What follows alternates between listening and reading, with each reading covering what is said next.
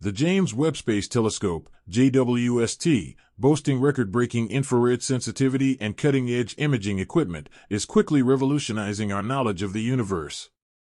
Since its release, JWST has looked further into the universe than ever before, revealing a universe of cosmic history that was once off-limits. But among its most startling revelations is the detection of galaxies that, by all current scientific expectations, simply should not exist, not at the scale, maturity, or complexity observed. These ancient galactic giants, formed just a few 100 million years after the Big Bang, are rewriting the very timeline of cosmic evolution. Located nearly 13 billion light-years away, these galaxies represent a window into the universe's infancy. Traditional cosmology tells us that at this time, less than 500 million years following the Big Bang, the universe was still rebounding from its fiery birth, full of a scorching hot, dense plasma of elementary particles. The creation of stars and galaxies should have been in its initial stages, with tiny, faint, irregular structures forming gradually in the gravitational troughs of dark matter halos. But what JWST has uncovered contradicts this account entirely. Well-developed, giant galaxies with spiral arms, rich clusters of stars, and incredible quantities of stellar mass. Signs of galactic maturity far in excess of what normal theory can account for during that time. The implications are gargantuan. Astronomers have for decades described the evolution of the universe by assuming that cosmic structure arose gradually, with dark matter creating the unseen skeleton upon which gas and dust accreted, giving rise to stars and galaxies over billions of years. The sudden appearance of massive galaxies, however, implies either that galaxy formation is much more efficient than we thought, or that there is missing physics that controls the early universe. To this mystery is added the chemical makeup of the stars in these ancient galaxies. Spectral analysis by JWST's near-infrared spectrograph, NIR-SPEC, and mid-infrared instrument, MIRI, indicates the presence of heavy elements, so-called metals in astronomical parlance, such as carbon, oxygen, and iron. These do not form in the Big Bang. They are forged in the nuclear furnaces of old stars and seeded throughout the universe in supernova explosions. Their existence means that a whole generation of stars would have had to have formed, lived, and died even earlier, quite possibly within the first 200 million years of the history of the universe. This dramatically shortens the expected Dark Ages phase and challenges the very assumptions regarding when and how stars first lit up. This cascade of discoveries has led astrophysicists to rethink one of the most basic tenets of cosmology, the chronology of structure formation. If stars and galaxies were forming and evolving at such a fast pace, the models that map the evolution of black holes, galaxy clusters, and large-scale cosmic filaments could need to be drastically rewritten. The existence of early heavy elements also requires revisiting the rate and efficiency of stellar nucleosynthesis early in the universe's existence. One of the most jaw-dropping features of JWST's observations is the seeming existence of supermassive black holes at the centers of some of these young galaxies. Supermassive black holes, several million to several billion times the mass of the Sun, are normally assumed to come into being over enormous timescales, either by slow accumulation of mass or as a result of mergers of smaller black holes. The notion that these titanic objects might exist so shortly after the Big Bang is puzzling. It begs basic questions of their origins. Did they develop from entirely new processes? Might primordial black holes, beyond theory relics from the universe's very formation, be contributing more than theory has heretofore allowed? Still more enigmatically, the infrared signatures observed from some of these galaxies imply exotic activity. Their brightness in the mid-infrared is more than models would have predicted, even considering intensive star formation. It may be evidence of previously unseen astrophysical processes in action, like unusually efficient starburst activity, rapid growth of black holes, or even exotic matter interactions. These theorists hypothesize that dark matter itself could be acting differently within these galaxies, perhaps affecting star formation rates or gravitational dynamics in as yet unknown ways. A second surprise is how the early galaxies are distributed spatially and how much they cluster together. Instead of the expected sparse, largely isolated distribution of early galaxies, JWST data indicates that many are actually clustering together in surprisingly high-density groups.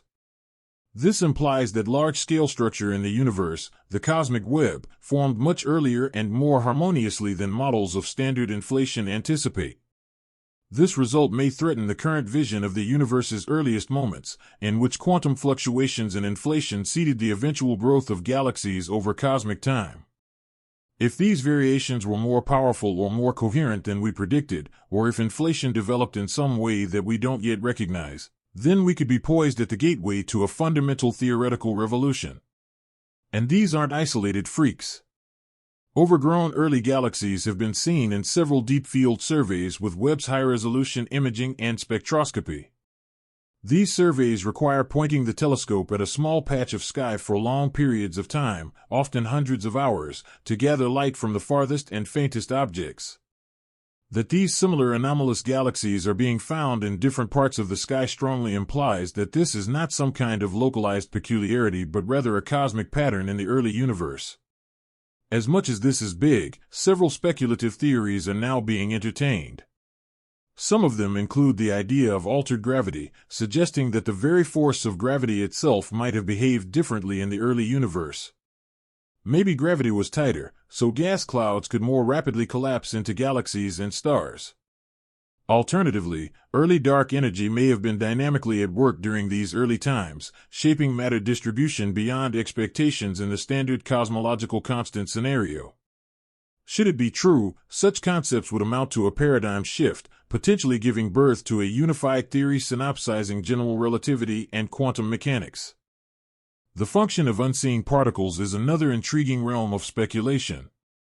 The young universe was potentially filled with exotic particles, like axions, dark photons, or sterile neutrinos, that have so far gone undetected. They might have interacted with normal matter or dark matter to speed up cooling, star formation, or even novel phases of matter. If JWST continues to find anomalies unaccountable by present-day physics, it could unwittingly bring about a new age of particle cosmology, one beyond the standard model and suggesting a greater, underlying structure to existence. Other cosmological models that are attracting interest include cyclic universe theories. These imply that the Big Bang was not a one-time, isolated event, but a phase of a greater cycle of expansion and contraction. According to this model, traces or seeds from an earlier universe may survive the transition and impact on the early formation of structure in our present cosmos. While these models are still extremely contentious, the information from JWST has given them renewed life, providing potential observational evidence that was otherwise unattainable. Another option is that the issue is not in the universe, but in our understanding of the data.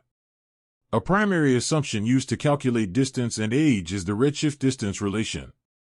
Redshift is the stretching of light waves as the universe grows. The higher the redshift, the more distant and older a galaxy is assumed to be. But in some extreme situations, it's possible that redshift will be acting in ways not yet explained, particularly at the very outer limits of the observable universe. If redshift calibration were even slightly wrong, the distances, and thus the age estimates, are potentially misestimated for these galaxies. Still, Webb's measurements seem reliable and well-reasoned, and there is little evidence at present to favor such a basic measurement mistake. More practically, scientists are now seeking to update and sharpen computational simulations simulating galaxy development. Simulations such as Illustris, Eagle, and others were constructed from years of observations and equations that made assumptions about a certain evolution of matter over time.